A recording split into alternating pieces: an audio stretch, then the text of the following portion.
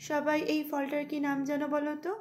আমি আর মা এই নামটাকে মজা করে অদ্ভুত একটা নামে ডাকতাম, কারণ দেখতে একটু অন্যরকম।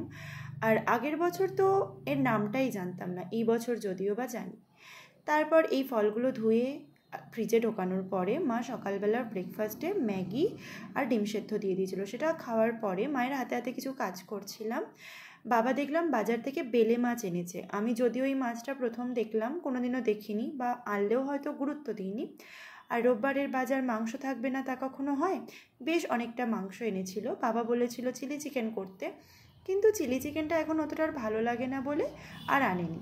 তারপরে মাংসটাতে একটু লেবু মাখিয়ে, একটু ভিনিগার মাখিয়ে আর একটু টক দই মাখানোর পরে পেঁয়াজ, আদা, রসুন, টমেটো আর একটু লঙ্কা সব একসাথে তেলেতে ভালো করে নেড়ে নিয়ে সব পেস্ট করে নিয়ে একসাথে মাংসটাতে মেখে সকালবেলায় ফ্রিজে ঢুকিয়ে দেওয়া হয়েছিল, যাতে রান্না করার সময় বেশি তেল না লাগে।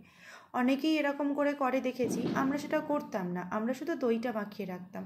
এখন সবটা মাখিয়ে রাখার পর দেখলাম বেশ সুন্দর লাগে খেতে, আর খেতেও টেস্টি হয়।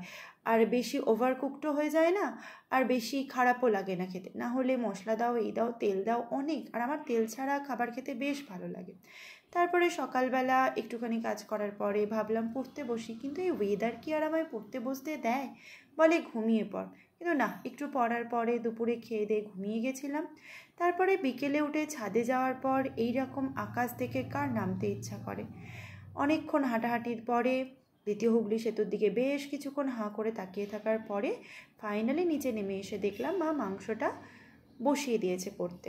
মাংসটা এত টেস্টি হয়েছিল, আমি তো 2 পিস এমনিই খেয়ে নিয়েছিলাম। টাটা।